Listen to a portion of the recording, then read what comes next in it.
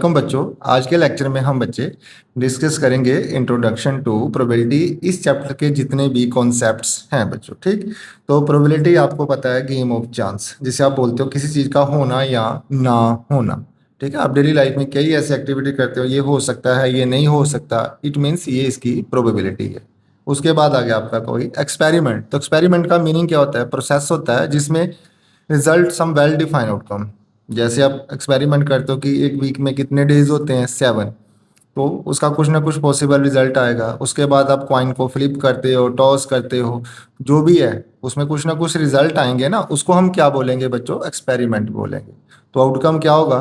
Outcome result होगा experiment का। जैसे मैंने क्या किया, एक कॉइन को टॉस किया, आइदर हेड आएगा और टेल आएगा, तो ये क्या हो गए उसके बच्चे? आउटकम हो गए, ठीक। उसके बाद आ गया हमारे पास इवेंट, और ये हेड जो टेल आएगा बच्चों, वो सिंगल भी आ सकता है। अगर सिंपल कॉइन करें तो इवेंट मीन इवेंट को कैसे, जो कि समथिंग हैपन, जिसे आप बोल सकते हो जो कुछ हो सकता है। जैसे आप प्लेइंग कार्ड लेते हो, पैक ऑफ कार्ड, उसमें से बच्चों कोई भी कार्ड आने की प्रोबेबिलिटी, कोई भी कार्ड आ सकता है 52 में से, डाई में से कोई भी नंबर आ सकता है, 2 कॉइन में से एक हेड आ सकता है, उसे हम बोलते हैं इवेंट बच्चों। तो इवेंट हमारे पास क्या होगी? एक तो होगी सिंपल इवेंट, और एक बच्चों क्या होगी? कंपाउंड। तो सिंपल में क्या होगा? जो आपका आउटकम होगा वो सिंगल सिंगल होगा। बात समझ आई? सिंपल में क्या होगा? जो आपका आउटकम होगा वो सिंगल सिंगल होगा, मीन जो रिजल्ट आएगा वो सिंगल। तो कंपाउंड में क्या हो सकता है? आपके डबल हो सकते हैं एक दूसरे पे। आपने पढ़ा ना केमिस्ट्री में, कंपाउंड, दो एटम्स, दो चीज़ें जो सेम है, सेम प्रोपोर्शन में अगर मिलती हो तो वो कंपाउंड बन जाता है। इतना क्लियर हो गया आपको? उसके बाद क्या आएगा बच्चों? यही इवेंट हमारे पास, इसे आप क्या बोल सकते हो? सर्टन। और ये तो हो गया पहले सिंपल और कंपाउंड इवेंट। इसको थोड़ा सा आगे लिख लेते हैं, ये बन जाएगा हमारे पास सर्टन इवेंट। सर्टन इवेंट बच्चों। तो आप देखो जितने भी यूनिवर्सल ट्रुथ हैं, जितने भी यूनिवर्सल ट्रुथ हैं, तो ये क्या होते हैं भाई? Universal truth. जैसे 2 and 2 मेक 4 होता है, sun rises in the east होता है। क्लियर हो गया? ये हमारे पास क्या बच्चे? यूनिवर्सल ट्रुथ हैं। तो ये सभी की प्रोबेबिलिटी क्या होगी? सर्टन है, इनको बोलते हैं सर्टन। इनकी प्रोबेबिलिटी 1 होती है, आगे हम डिस्कस करेंगे। क्लियर हो गया? एग्जाम्पल देनी है आपने सर्टन की, तो क्या देख सकते हो? मान लो कि आपके पास एक ऐसा कोई जार है, इसमें सेम टाइप ऑफ कैंडीज हैं। मान लो आपके पास ऐसा कोई जार है, इसमें सेम टाइप ऑफ कैंडीज हैं। तो जब आप इसमें से हाथ डालोगे तो कोई भी कैंडी पिक करोगे तो आपका रिजल्ट वो जो आपको चाहिए वही आएगा ना। कैंडी मान लो रेड कलर की है तो फिर वो रेड ही आएगा। इट मीन ये हो गया आपका सर्टन इवेंट हो गया। क्लियर हो गया बच्चे? उसके बाद आ गया अनसर्टन। अनसर्टन और नॉट श्योर। सॉरी बच्चों, सर्टन को आप श्योर इवेंट भी बोल सकते हो कि आना ही आना, रिजल्ट इसका यस में ही आएगा, नो में नहीं हो सकता। क्लियर? अनसर्टन क्या हो गया हमारे पास? जैसे आपने एक डाई ली लूडो वाली, उसमें आपको पता है कि इसके आउटकम क्या हो सकते हैं? 6 तक जा सकते हैं, 1 2 3 4 5। तो अगर मैं बोलूँ कि इसमें से आपने 2 पिक करना, डाई खेलते हो ना सांप सीढ़ी, तो इसमें आपने क्या करना है? 2 पिक करना है। ये थोड़ी 2 इम्पॉसिबल तो नहीं है, पर 2 क्या है बच्चों? उसमें से अनसर्टन है, ठीक है। 2 क्या उसमें? अनसर्टन हो गया। क्लियर हो गया? उसके बाद आ गया फिर आपके पास इम्पॉसिबल इवेंट। इसके नाम से क्लियर है कि जो नहीं हो सकता। मान लो जैसे फर्स्ट मैंने एग्जांपल दी, ये पास एक पॉट है बच्चों, इसमें रेड कलर की कैंडीज हैं। तो मैं इसमें पूछूं इसमें से आप ब्लैक कलर की कैंडी चॉकलेट वाली निकाल दो, तो वो निकलेगी? नहीं निकलेगी। तो ये क्या होगा हमारे पास? इम्पॉसिबल। जैसे डाई है, डाई में कितना दिया? 1 2 3 4 5 6। अगर मैं बोलूँ कि इसमें आप 7 फाइंड आउट करो तो आ सकता है? नहीं आ सकता। क्लियर? सिक्का उछाला है डिटेल, मैं बोलूँ सिंगल थ्रो है, डिटेल में से आप क्या करके निकाल दो, कोई रेड कलर डाई निकाल दो। तो ये क्लियर हो गया? इम्पॉसिबल, सर्टन और श्योर इवेंट। क्लियर हो गया बच्चे? उसके बाद आ गया रैंडम एक्सपेरिमेंट। आपने कोई भी एक्सपेरिमेंट किया, एक्सपेरिमेंट वो साइंस वाला नहीं, ठीक है, वो भी एक्सपेरिमेंट ही है।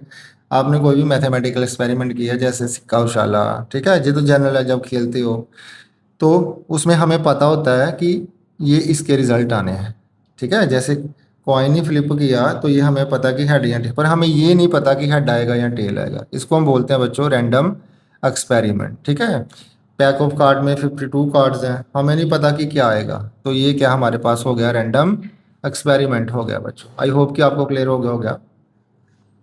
उसके बाद और नेक्स्ट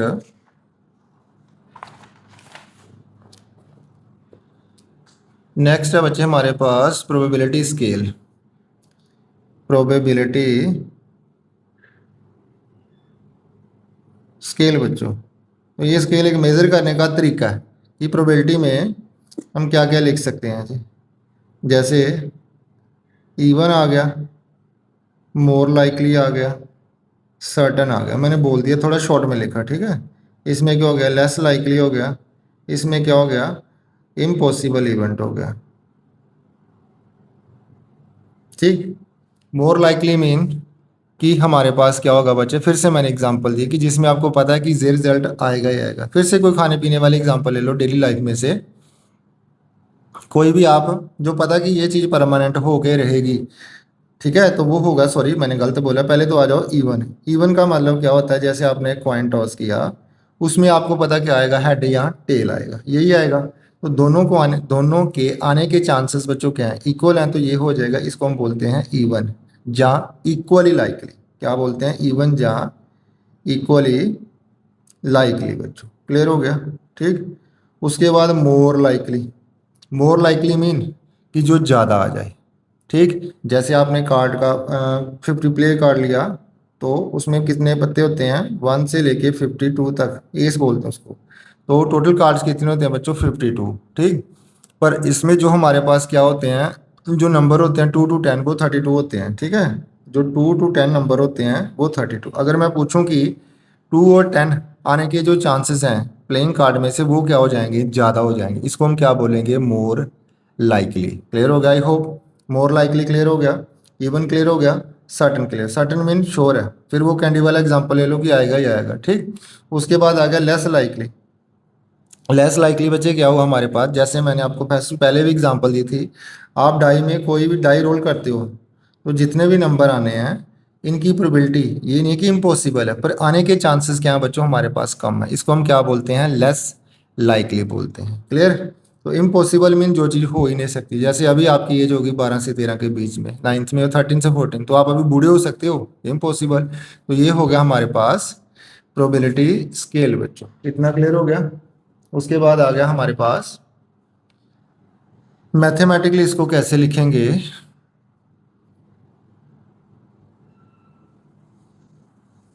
मैथमेटिकली बच्चे, probability of an event is equal to, कैसे लिखोगे, दैट इज लिखोगे आप पॉसिबल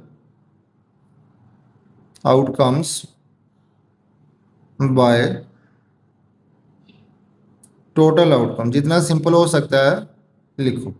फिर आप सोचोगे बुक में दिया हुआ है sir favourable outcome bye total outcome, तो बेटे याद रखो। ठीक है, मैं अपने एक्सपीरियंस के हिसाब से बता रहा हूँ, बोर्ड में हम ऐसे चेक करते हैं, ये कॉम्प्लिकेटेड नहीं करना, सिंपल भाषा में लिखो, आपको कंसेप्ट समझ, उसी के मार्क्स मिलते हैं आपको। तो आपने लिखना पॉसिबल आउटकम बाय, अगर पॉसिबल लिखना शॉर्ट में लिख दो पीओ बाय पीओ, क्योंकि जो आपके टीचर उनको पता होगा पीओ प्रोबेबिलिटी में पीओ मीन क्या होता है, टीओ मीन क्या होता है, नहीं पता तो फिर जय माता दी है फिर भी। ठीक, उसके बाद आ जाओ फिर मैथमेटिकली ऐसे लिख सकते हैं। और आप लिख सकते हो किसी भी चीज़ की जो प्रोबेबिलिटी है बच्चों, वो हमेशा 0 और 1 के बीच में लाई करेगी। इसका मीनिंग क्या हुआ इसका मीनिंग क्या है कि जब भी आप प्रोबेबिलिटी का सम कर रहे हो, तो आपका आंसर क्या होना चाहिए, नेगेटिव नहीं आना चाहिए।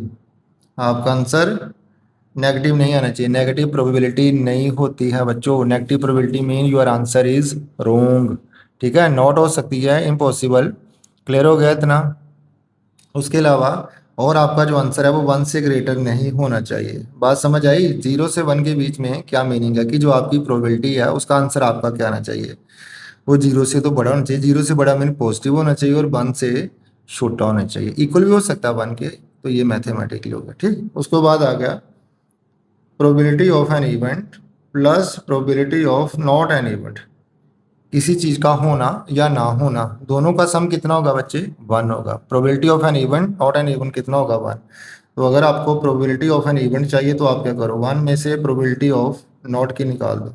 ठीक, तो अगर आपको येस की चाहिए, सॉरी नॉट की चाहिए, तो वो 1 में से आप प्रोबेबिलिटी ऑफ इवेंट माइनस कर दो। ये क्लियर हो गया आपको पास? ठीक, क्लियर हो गया। अच्छा, उसके बाद आ गया, नेक्स्ट आ गया बच्चे सैंपल स्पेस। नेक्स्ट क्या आया? सैंपल स्पेस बच्चों। तो सैंपल स्पेस क्या होता है? Set of all possible outcome. क्या होता है? Set of all possible outcome. Simple सा लिख लो। ये डेफिनेशन थोड़ी आपको आनी है, आपने सिर्फ कंसेप्शन, जितने भी पॉसिबल आउटकम आ सकते हैं किसी एक्सपेरिमेंट में, उसको हम बोलते हैं बच्चों सैंपल स्पेस। जैसे आपने सिंगल कॉइन टॉस किया तो आपके पास क्या आएगा? हेड या टेल आएगा। तो कितने आउटकम हो गए? ये 2। 2 बार कॉइन टॉस किया तो एक बार हेड, दोनों बार हेड हेड आ सकते हैं। एक बार हेड पहले आएगा, टेल बाद में आ सकता है, टेल पहले आया हेड बाद में आ सकता है, या दोनों क्या आ सकते हैं? टेल टेल आ सकते हैं ना। तो ये हमारे पास क्या हो गया? 2 रेज 2 हो गया। उसके बाद आपने क्या किया? 3 कॉइन फ्लिप किए तो आपके पास क्या आ सकता है? तीनों हेड आ सकते हैं पहले, ये चांस हो गया। उसके बाद इस हेड को रिमूव कर दो, तो यहाँ क्या लिखो? Head head tail. ये आपको आना चाहिए बनाने पे। फिर इस टेल को ऐसे मूव कराते जाओ आगे आगे, तो ये बन गया हेड टेल हेड, और ये बन गया आपका टेल और हेड। क्लियर हो गया? ये कितने बनेंगे आपके? 8 बनेंगे। इसी तरह ये कितना हो जाएगा? 3 3 3, तीनों टेल हो गए।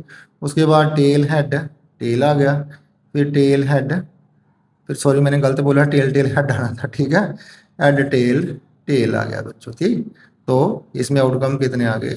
8 आ गए। तो जो टोटल आउटकम है वो बच्चों कैसे फाइंड आउट करते होगे करोगे, सॉरी, जितने भी सैंपल स्पेस में हमारे पास आउटकम आ सकते हैं उसको आप क्या करो? उसकी पावर एन कर दो। जैसे इसमें क्या आएंगे हमारे पास? सिंगल सिक्का उछाला ना, तो इसमें 2 आ सकते हैं, तो 2 की पावर 1 कितनी होगी? 2। इसमें हमने क्या किया?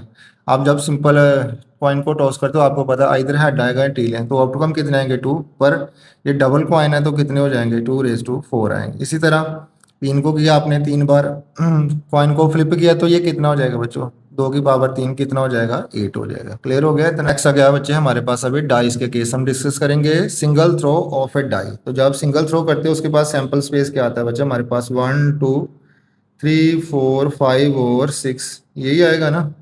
आप करके देख सकते हो। हाँ, अब डबल थ्रो में क्या होगा? जब पॉइंट, ठीक, तो ये आ गया पहले 1 1 आ गया, 1 2 आ गया, 1 3 आ गया, 1 4 आ गया, 1 5 आ गया और 1 6 आया, है ना। ये कैसे आया अभी आपके पास? ये इधर आएगा।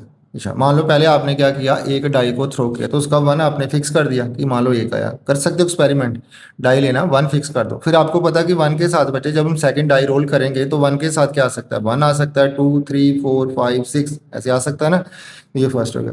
अच्छा, फिर आप क्या करो? उसका फेस 2 कर दो, ठीक है। उसके बाद क्या कर दो? आप उसके फेस को 3 कर दो, 4 कर दो, 5 कर दो और बच्चों 6 कर दो। कि जब आप डाई को ऐसे फेस करो, पहले आपने 1 फेस किया, 1 से लेके 6 तक आ सकते हैं, फिर आपने 2 किया, फिर आपके पास क्या आ सकते हैं? 2 2 आ सकता है, 2 3 आ सकता है, 2 4 आ सकता है, 2 5 आ सकता है और 2 6 आपका। इसी तरह 3 1 आ सकता है, 3 2, 3 3, सॉरी 3 4, 3 5 और 3 6 आ सकता है।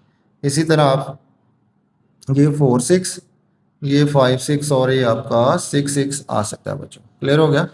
तो आप इसको पूरा करके लिख सकते हो। इसमें कुछ वर्ड आएंगे, जैसे ये हो गया डबलेट्स क्या होते हैं।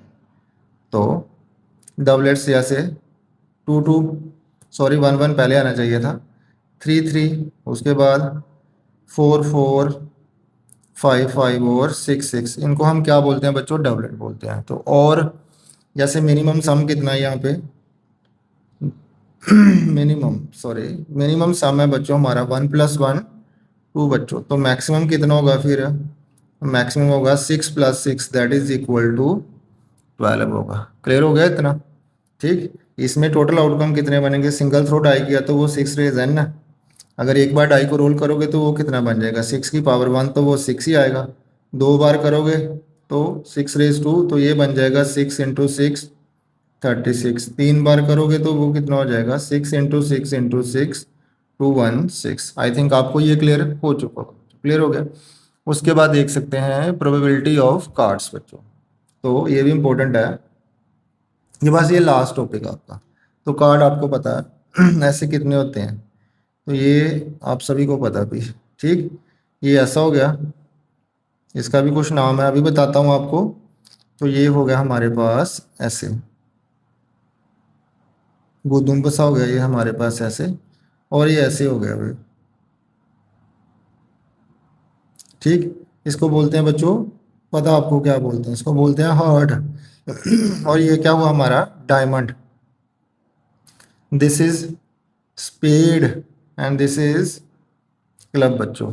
इसे हिंदी में पान का पत्ता, ये आई थिंक ईंट, ये हुक्म, और ये चिड़िया, ऐसे कुछ बोलते हैं। ठीक है, तो आपकी लोकल लैंग्वेज में क्या बोलते हैं आप कमेंट में लिख सकते हो। ठीक, तो आपके पास कितने कार्ड हुए बच्चों, टोटल 52 कार्ड्स, यही होते हैं ना 52 कार्ड्स। ठीक, उसके बाद इसमें से आपके पास रेड कितने हो गए, रेड हो गए 26, और ब्लैक कितने हो गए बच्चों, ये भी आपके 26 हो गए। अभी बताता हूँ आपको, डोंट वरी।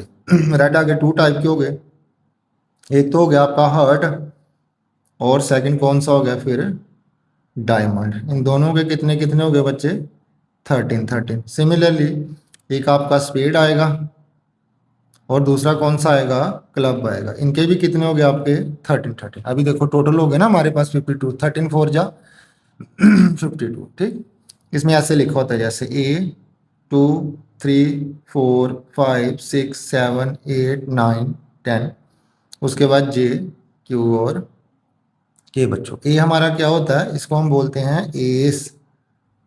जे क्या होता है बच्चों, इसको हम बोलते हैं जैक, सॉरी जैक या नेव।